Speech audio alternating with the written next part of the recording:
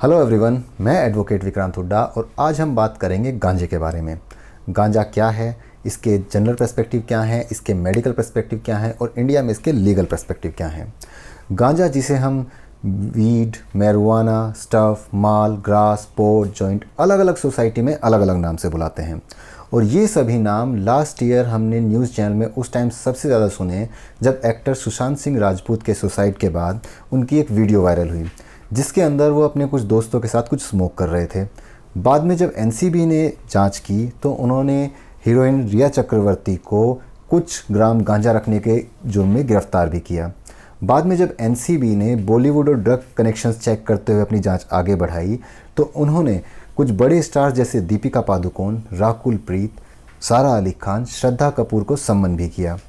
और 2020 ख़त्म होते होते फीमेल कॉमेडियन भारती सिंह और उसके हस्बैंड को एनडीपीएस एक्ट के तहत कुछ ग्राम गांजा रखने के जुर्म में गिरफ्तार भी किया गया, जिन्हें बाद में जमानत पर छोड़ दिया गया।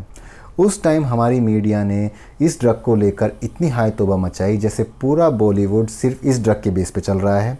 और बॉलीवुड के अंदर मूवी बनाना एक पार्ट टाइम काम है, उनका रियल टाइम सिर्फ ड्रग पेडलिंग, ड्रग को मोटिवेट करना, ड्रग चलाना और ड्रग बेचना, ड्रग कंज्यूम करना है। तो चलिए जानते हैं आखिर ये ड्रग है क्या। गांजा जिससे तैयार होता है वो एक प्लांट होता है जिसका नाम है कैनबिस, जिसे हिंदी में भांग का पौधा कहते हैं।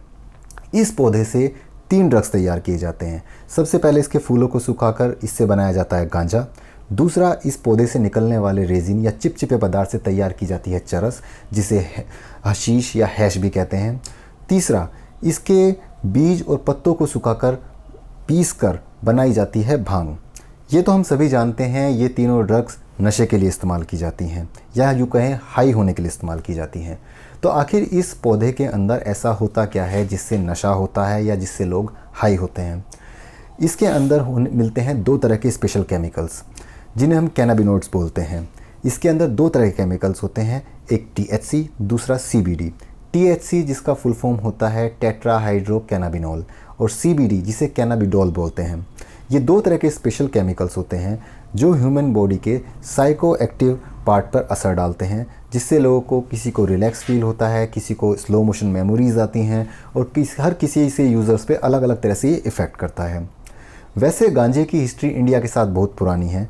इंडिया में गांजा सदियों से यूज़ होता हुआ आ रहा है।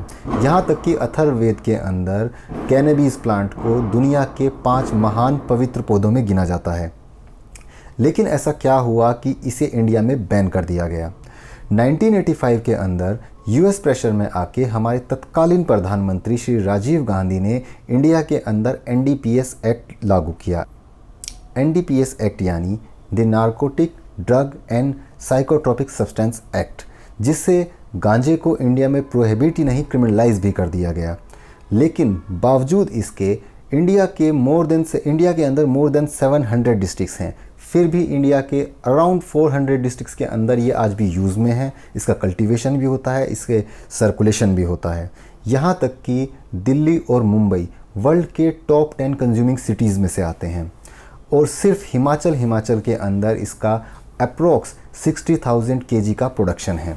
तो इससे हमें ये चीज़ तो समझ आती है कि इस पे बैन लगने के बाद में ये ड्रग 2 नंबर तरीके से या यूँ कहें अंडरग्राउंड तरीके से आज भी मार्केट में सर्कुलेट है। तो अब बात करते हैं इसके मेडिकल पर्सपेक्टिव के बारे में। हालांकि इसके बैन होने की वजह से इसके ऊपर ज़्यादा रिसर्च नहीं हो पाई है, लेकिन फिर भी इसके सपोर्टर और इस पर रिसर्च करने वाले कुछ शोधकर्ताओं का मानना है कि ये ड्रग अल्कोहल और टबैको के मुकाबले कम हानिकारक है।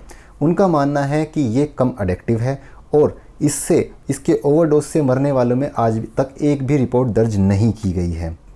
हाँ, ये ज़रूर मानना है कि इसके ज़्यादा यूज़ से ये हमारे कोग्निटिव मेमोरी पे ज़रूर इफ़ेक्ट करता है, लेकिन इसके सपोर्टर्स इसके बेनिफिट्स की तरफ ज़्यादा इशारा करते हैं।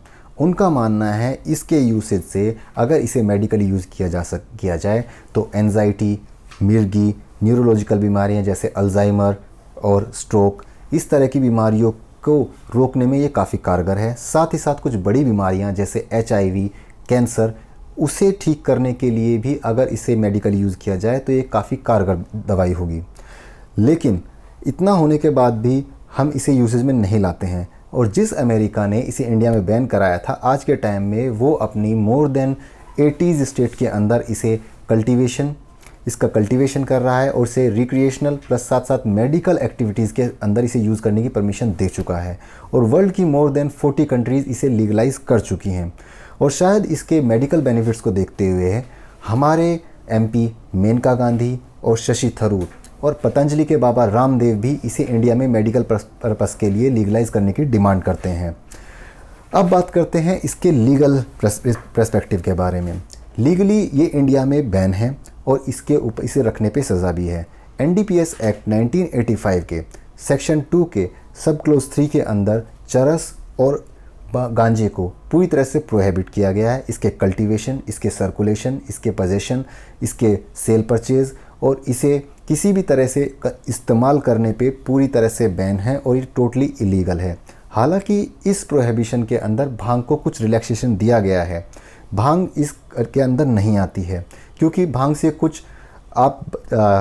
कुछ स्पिरिचुअल या फिर कुछ महादेव का प्रसाद बोल के इसे मार्केट में रखा गया है और जिसे कुछ त्योहारों पे इस्तेमाल भी किया जाता है। लेकिन भांग को भी आप ओपनली यूज़ नहीं कर सकते। एक्साइज डिपार्टमेंट के तहत जिस तरह से आप लिकर शॉप का लाइसेंस लेके उसे शराब बेच सकते हैं, उसी तरीके से आप एक्साइज ड्यूटी से कुछ स्टेट की स्टेट परमिशन, कुछ स्टेट के अंदर विद स्टेट परमिशन आप लाइसेंस लेके भांग की शॉप्स खोल सकते हैं और उसे चला सकते हैं।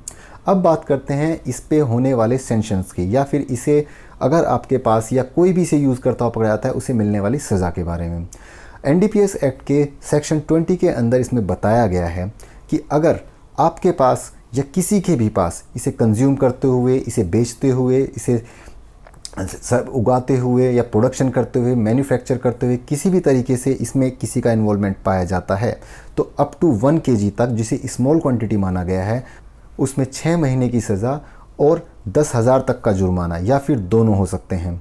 और अगर आपके पास मोर देन 1 kg और लेस देन 20 kg की क्वांटिटी मिलती है तो उस कंडीशन में आपको 10 साल तक की सज़ा और 1 लाख तक का जुर्माना हो सकता है। अगर आपके पास मोर देन 20 kg है, 20 kg से ऊपर इसे कमर्शियल क्वांटिटी के अंदर माना गया है, अगर आपके पास इतनी क्वांटिटी होती है तो उस कंडीशन में आपको 20 साल तक की सज़ा और 2 लाख तक का जुर्माना या फिर दोनों हो सकता है। तो इस तरह से इंडिया में इसके लिए रूल्स बनाए गए हैं, ये कानून बनाए गए हैं। तो अब आगे देखना, जिस तरह से आज के टाइम में इसके लीगलाइजेशन की डिमांड बढ़ रही है तो आगे ये देखना मज़ेदार होगा कि लीगलाइज होती है या नहीं।